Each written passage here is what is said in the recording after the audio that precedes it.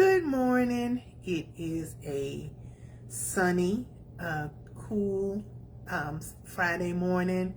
Up early as always. Thank y'all for joining me. Whether you watch me live or you watch me later, please know that you are greatly appreciated. Your support means everything to me. I'm on just a little bit early. I want to send the notifications that I'm on live, but also just wanted to take a moment to check in and see how everybody's doing. It's been a week. The first week of the year, first week of the month, March.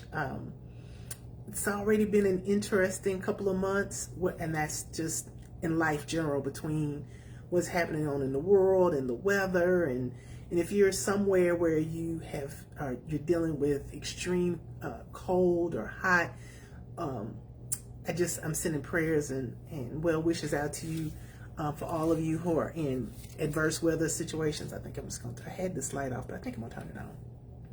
And so just sending wishes to you. And again, please use this format if you need something. If you are in the Carolinas or you're somewhere where you need some assistance, please share it in the chat. Let us know so that we can assist you, pray for you, and just be supportive of you, because we all need that. Regardless, we all need that.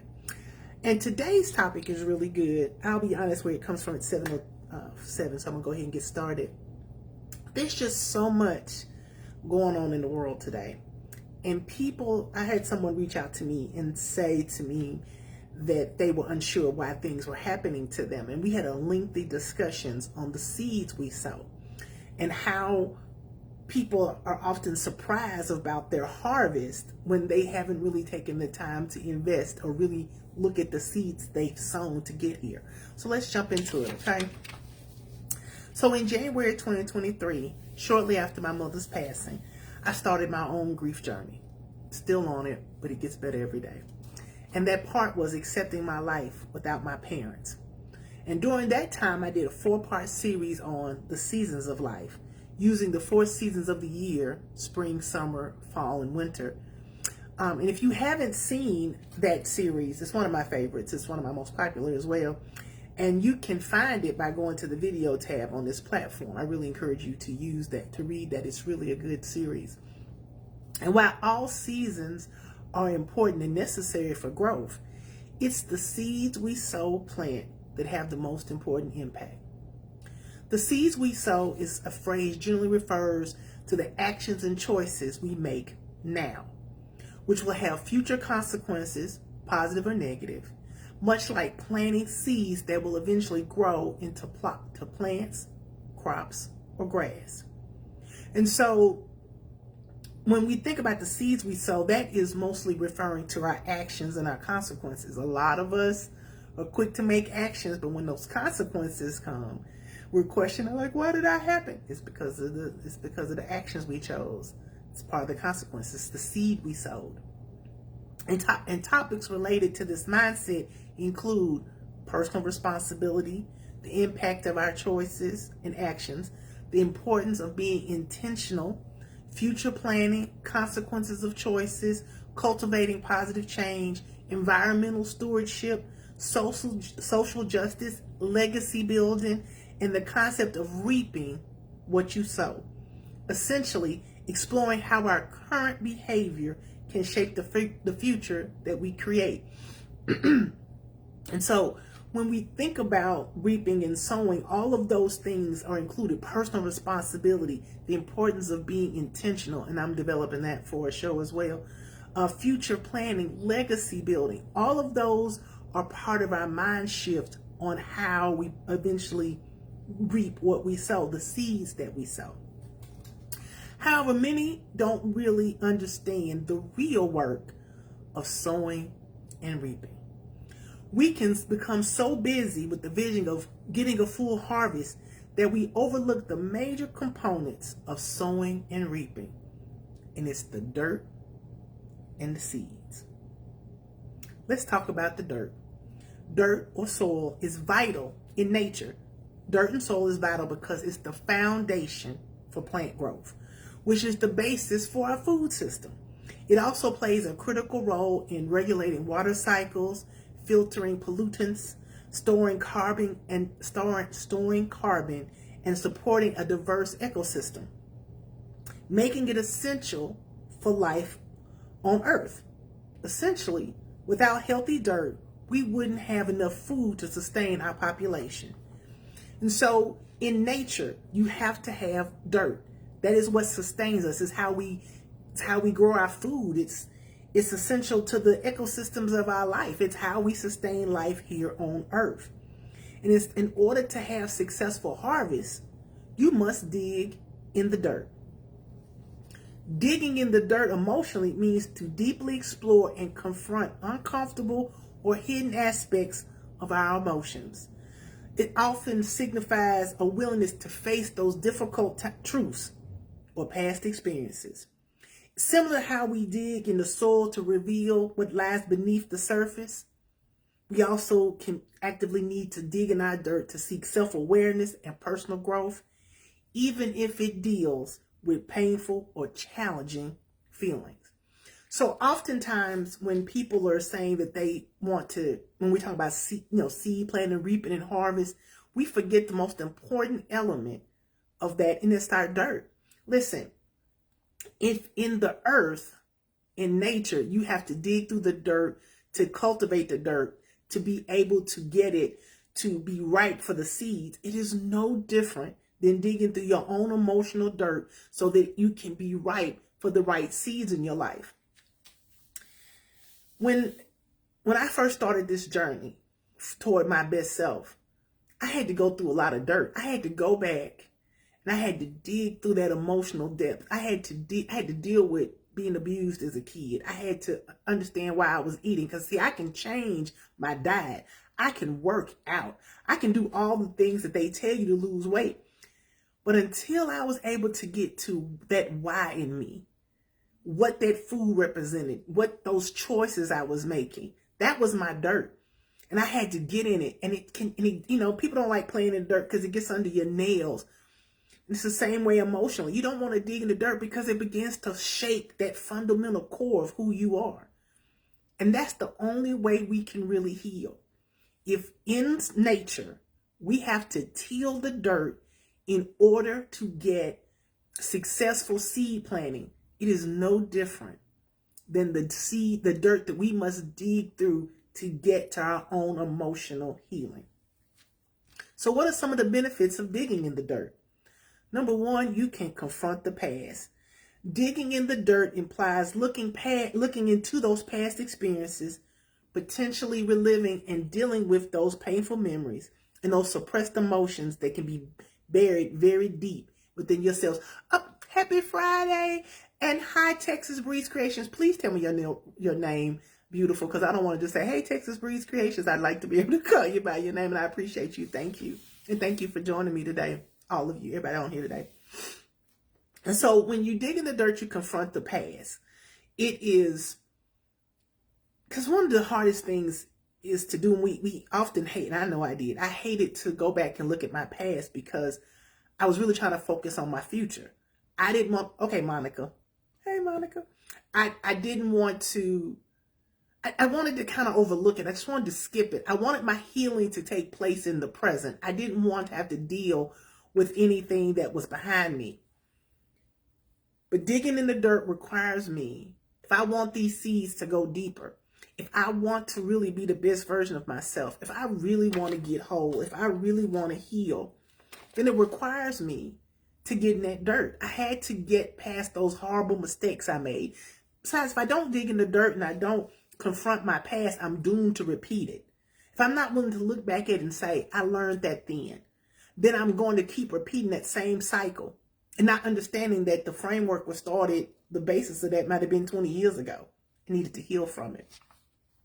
The second benefit of digging in the dirt is vulnerability and honesty. And this suggested to be open and honest about oneself, about difficult emotions, even if it means facing uncomfortable truths. And listen, you want people to be honest with you. And people say, why can't they be honest? You got to first be honest with yourself. That is I found in growth, that's the hardest person to be honest with. Because when you don't know who you are and you're looking in the mirror, you can say, well, this happened to me because they did this, or them and they, and the finger just keeps pointing out. But when you're really wanting to be vulnerable and honest with yourself, when you're open and willing to face those difficult emotions, then you're able to face those uncomfortable truths. And that gives you permission to heal. You're holding on to something. And a lot of times we hold on to things to avoid digging in that dirt, because what would I be without this? If I took away this anger, if I let go of this emotion, if I stop using my past as an excuse, what would that leave me? It gives us an honest opportunity to be open and honest and transparent and be vulnerable with that. And the last reason this benefit of digging in the dirt is there's potential for healing.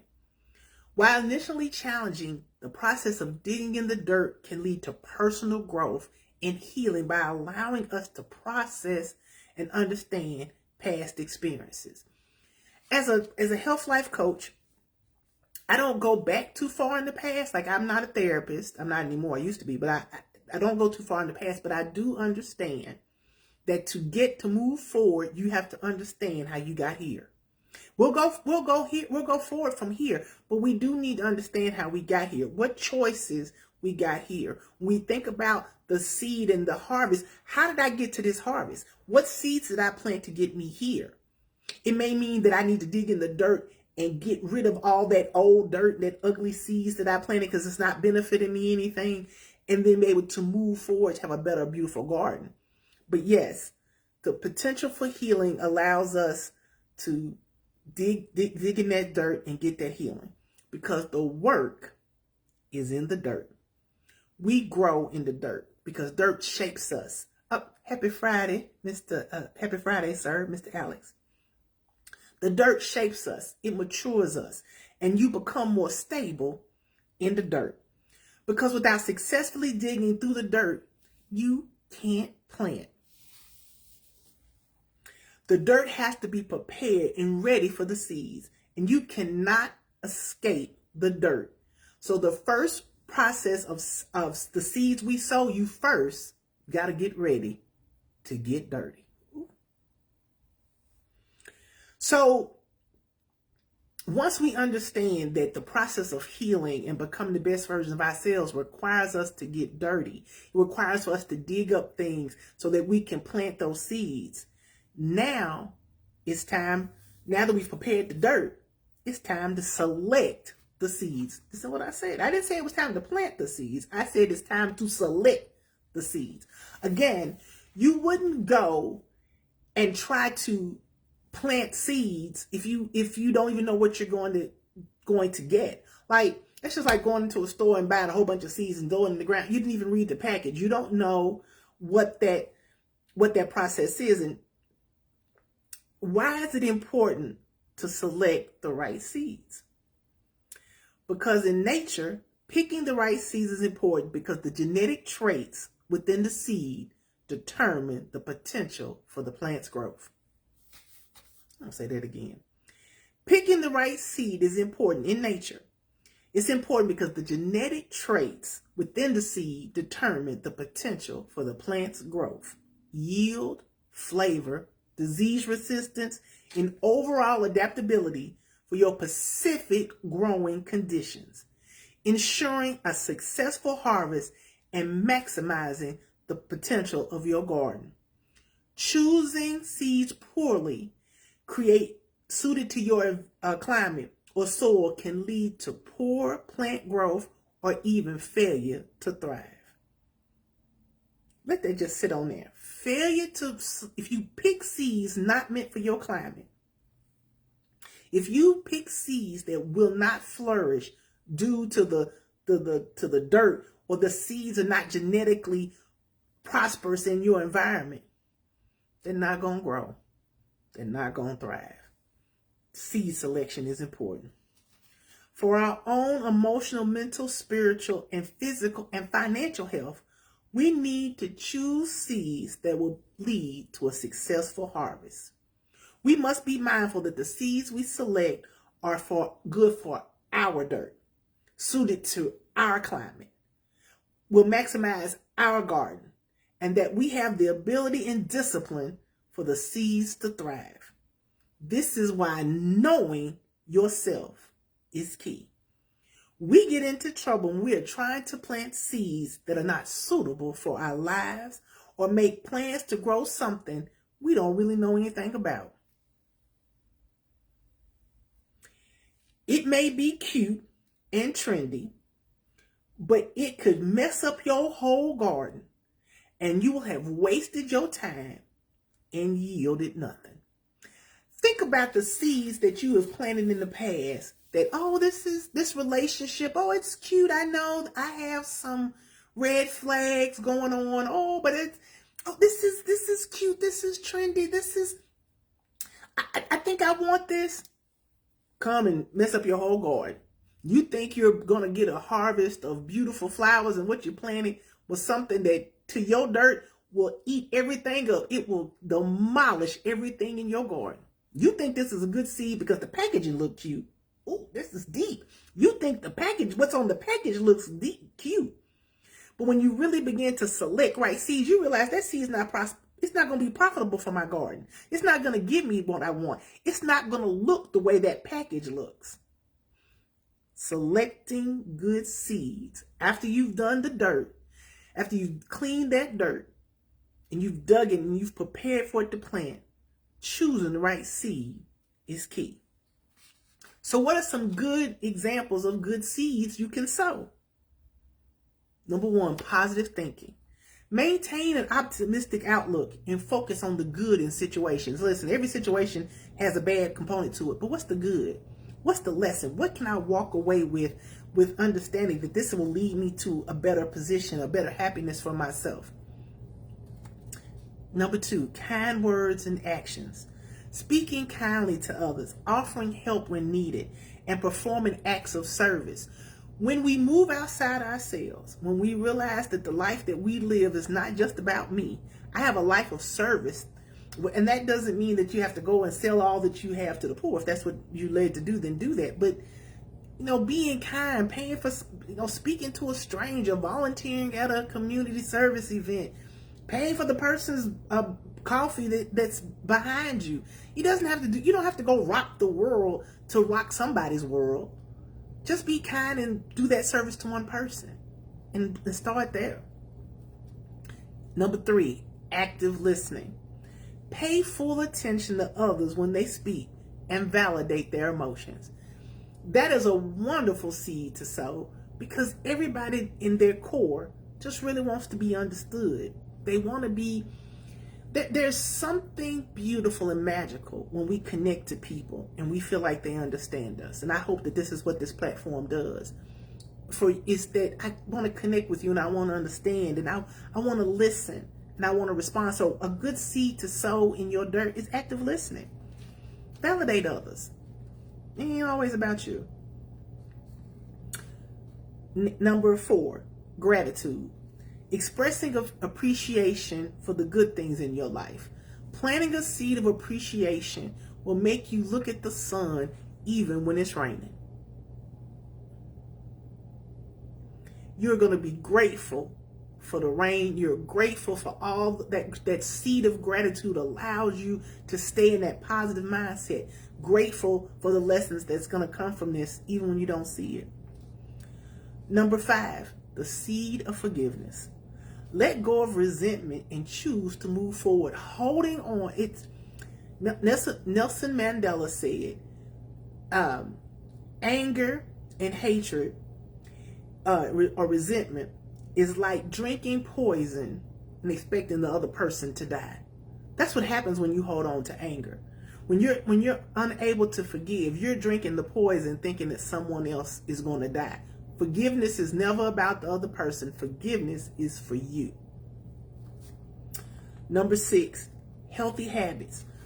Prioritize exercise, good nutrition, and sufficient sleep. We know that for our physical body, that good sleep, good nutrition, we know moving our body 3 days a week releases the endorphins in our brain that promotes good feelings when we exercise. So moving your body, allowing yourself to get good sleep, Prioritizing self-care is a wonderful seed to sow, to plant in your garden. Self-care. I forgot what number I'm on. I think I'm on 7. Continuous learning. Seek new knowledge and skills to grow personally and professionally. Our mind is like a muscle. It is a muscle.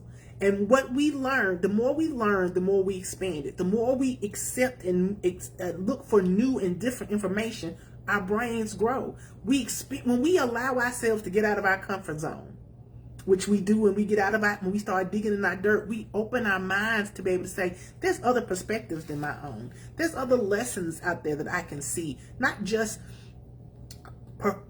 personally, but professionally, learning how to do a new trade, honing your craft. All those things are necessary for continuous learning. That's a wonderful seed to sow. I think number 8. Another great seed to sow is integrity. Being truthful and acting with ethical principles. What a wonderful seed to sow in your life, to say, I want to have a life of integrity. I want to do what I say, and I want to say what I do. I don't want to be a hypocrite. I want to live a life of integrity that allows me to treat people the way I want to be treated. But even that, I move beyond that and say that I look at this person as someone valuable, and I honor them, and I'm going to treat them with respect and integrity. What a wonderful seed to sow.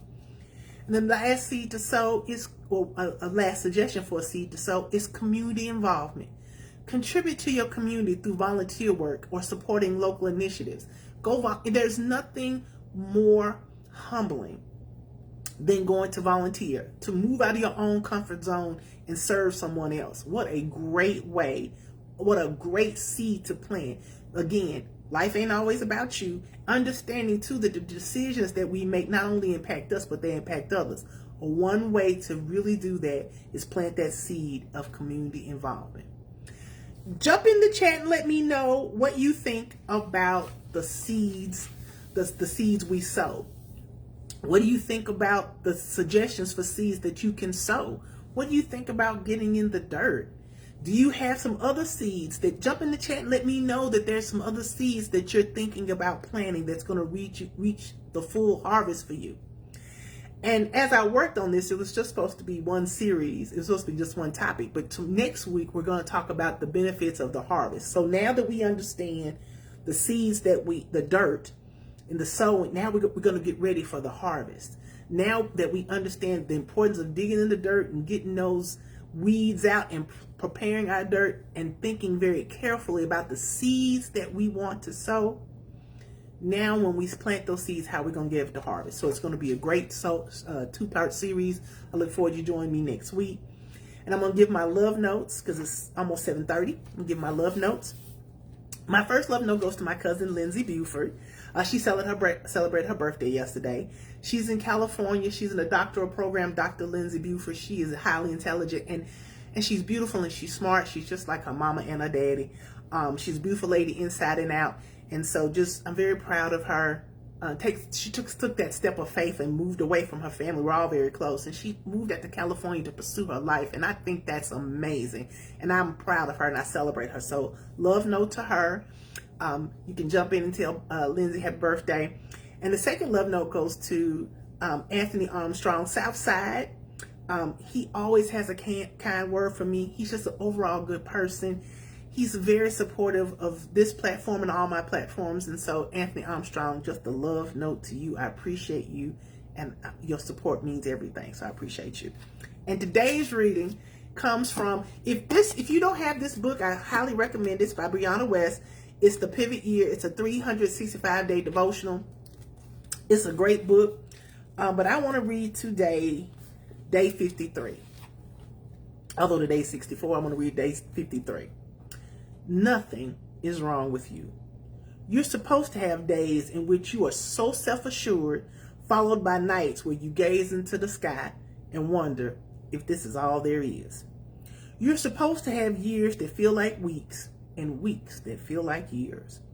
You're supposed to get rejected sometimes. You're supposed to have people disagree with you at times. You're supposed to be a little lost now and again. You're not supposed to have all of the answers. Nothing is wrong with you. Brianna West, my pivot year, highly recommend. And I want to thank you all for joining me today. I hope that this has been an enlightening conversation, discussion. Again, jump in the chat. Let me know what you think. If you have some topics or suggestions for conversations that you'd like to have in the future, please let me know. Definitely going to follow up next week with our harvest season.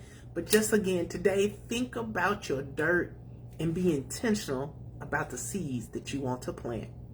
I hope everybody has a great Friday and a great weekend, and I look forward to seeing y'all next time. Take care. Bye-bye.